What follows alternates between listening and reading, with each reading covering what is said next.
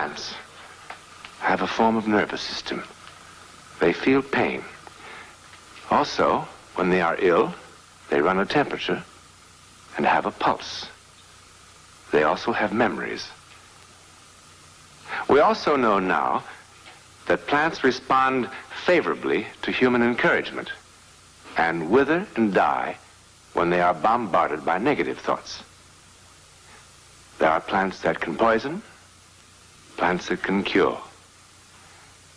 And then there are plants that can cause very odd and unpredictable behavior in the human. Here on the campus of this great South American university grows one of the strangest plants of all. Strangest in its effect upon a particular human being. What happened here behind those vine-covered walls began and ended with this unique and curious bloom.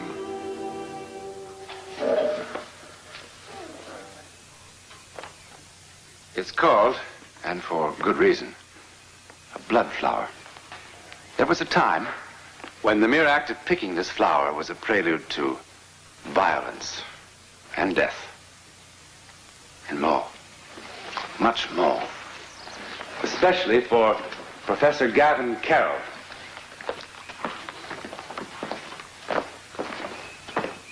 Exchange professor from the United States. The year's 1936. He is here to teach a special summer seminar in the philosophy of political science. But because of this flower, it will be the professor who will learn much more about the hard facts of political science and the human spirit and life and death. And passion and emotion? No, no, no. They are the enemies of rational action, the creators of violence. And violence, by its very nature, is the destroyer of reason. Without reasonable action, there can only be anarchy. Yes, Senorita Caballera? Do I understand you correctly, Professor? You are saying that under any conditions, the will of the majority will eventually win out. And that what is natural, that is politically sound, will happen sooner or later without violence. Precisely, Senorita. So we just sit by. We permit our dictators to get fat on the blood of their subjects. And we just wait for democracy to come to us. Now, is that your solution, Professor? You are making my point, Senor Alcazan. As your blood pressure rises, your clarity diminishes. You have been in our country just a few days.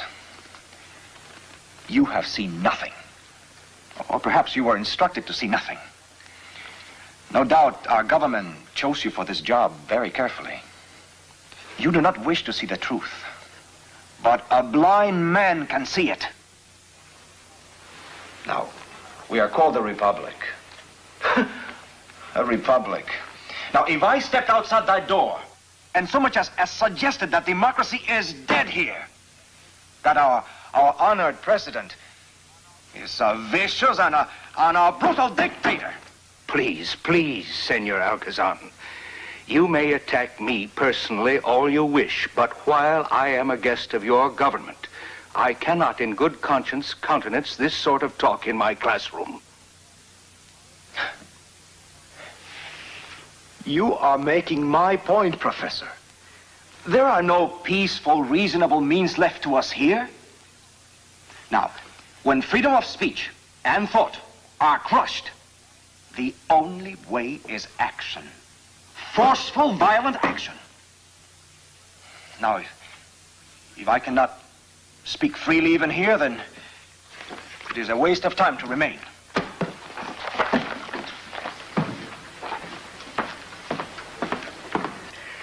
I had heard that the Latin temperament was explosive, but Senor Alcazan is practically a one-man arsenal, all by himself. In all of South America at that time, Professor Gavin Carroll was perhaps the most unlikely candidate for an act of violence.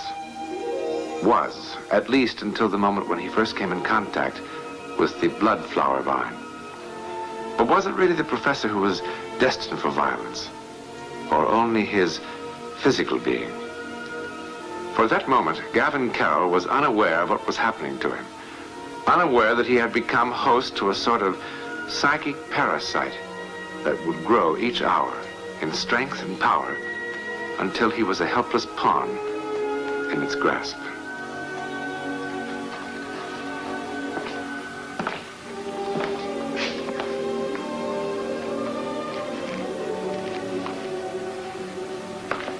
Are you looking for something, senor? The professor was unaware, but whoever or whatever had begun to take possession of him had a purpose and a plan all its own.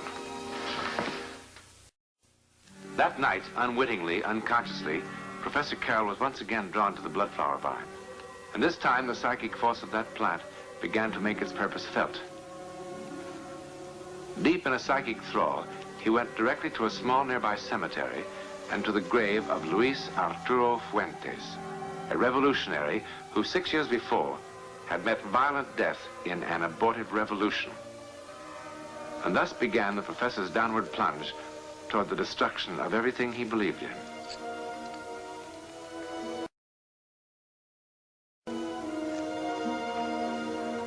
You've come to honor my son's memory.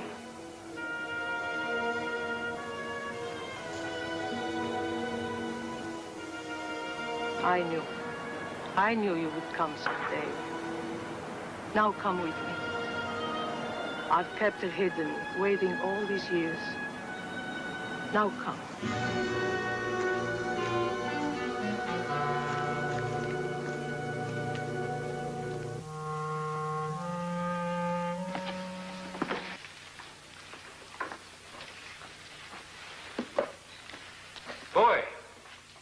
Boy, who gave this to you? Professor Gavin Carroll, personal. Shall I open it?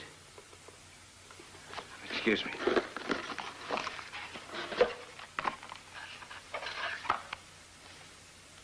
Talk is the refuge of the weak and indecisive. The true believer fights for what he believes. Simon Alcazan. Our Senor Alcazan is a most stubborn young man.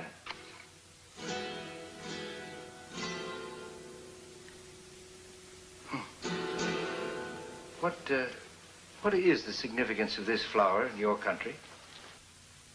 Oh, you young people so love to dramatize things.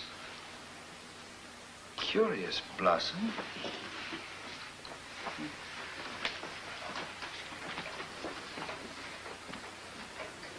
Well, perhaps I'll wear it in my buttonhole, and maybe someone will tell me what.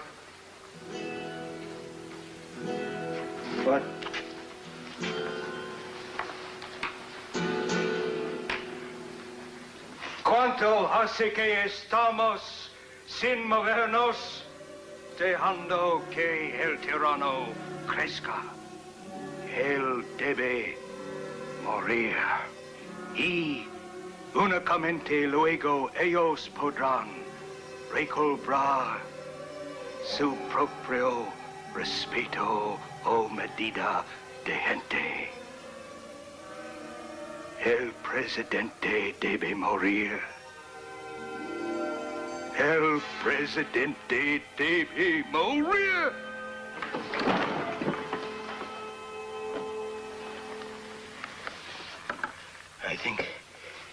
I think it best we cancel today's class. We'll get you a doctor, Professor. It will pass. It's just dizziness, vertigo. It will pass. I'll just sit here for a while.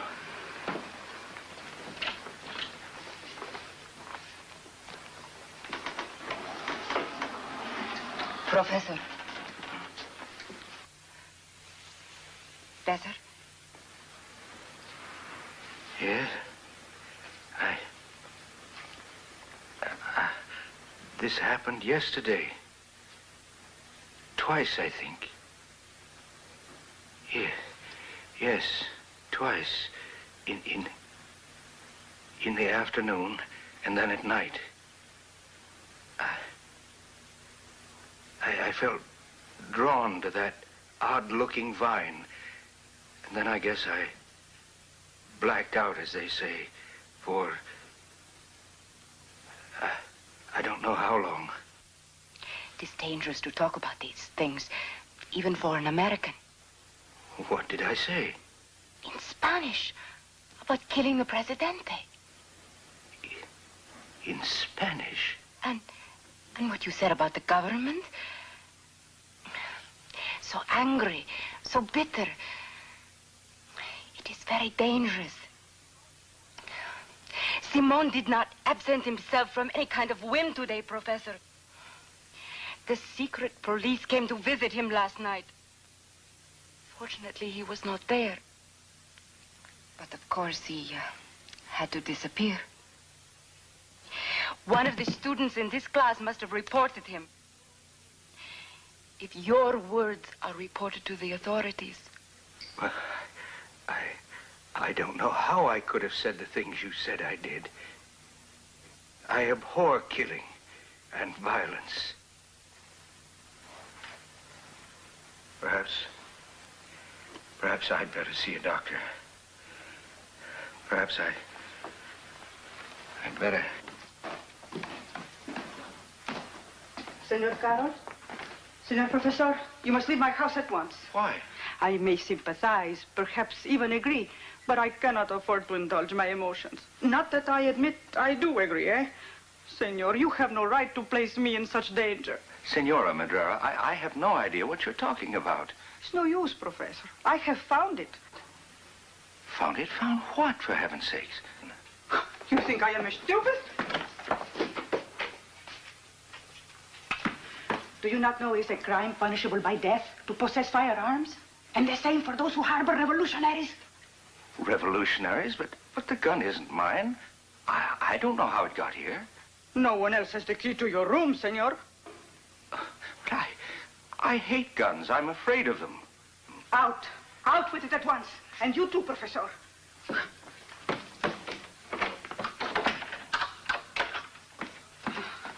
I want no trouble like this in my house. No, Senora.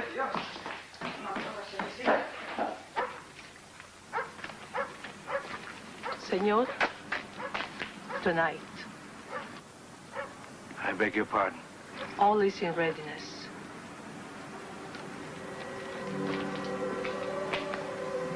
God be with you.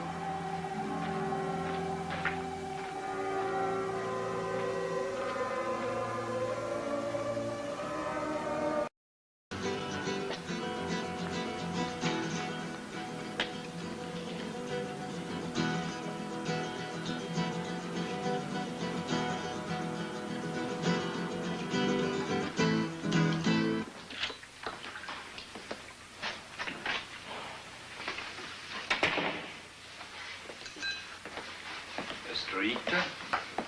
Tomas.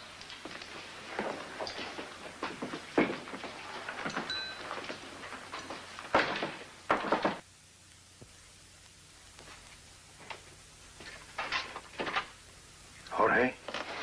Jorge, what's the matter with you? We're all a little bit jumpy tonight, eh? Jose, Ramon? How like a nervous girl you are, Alfredo. Hardly a wise selection for so important a job, which is why I will do it myself. Do what? Alfredo, what a poor actor you are. Who has a better chance of success? Jose? Ramon? Julio? Jorge? Any one of you will be recognized before you get within 50 yards of the palace. I see I have not convinced you that I am the one to do it properly.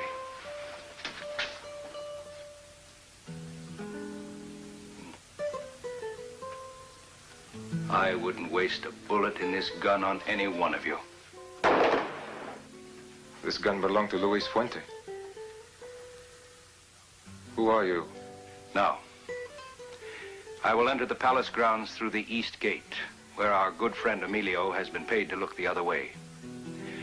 On the inside wall, 18 paces from the statue of our brave president, the mortar has been loosened from 42 bricks, and the bricks have been carefully and cleverly replaced by Bernardi, the gardener, our other good friend who did not need to be paid. I'll remove the bricks silently. The east door is unlocked, up to the second floor where our fearless leader spends his nights. I'll find him behind the double doors. Is that enough? Or shall I tell you into what portions of his fat body I'll pump bullets? Wait here. The good news will be all over the city in minutes.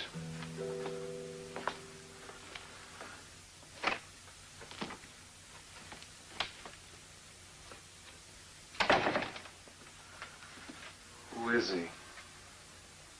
How did he learn of our plan? Thank the saints you are all still here. I was afraid I'd be too late. Too late? They have learned of our plans. How? Emilio. He went to them and they paid him more money than we. Yes. Yes. The president will not be in his bedroom tonight. Instead, his special police will be awaiting in an ambush there, waiting to cut down whoever opens that door.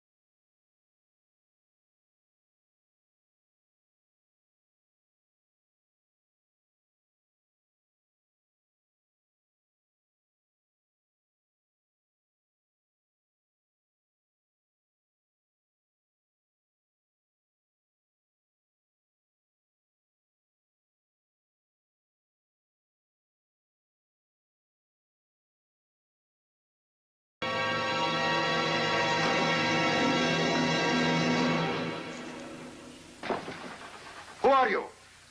What do you want?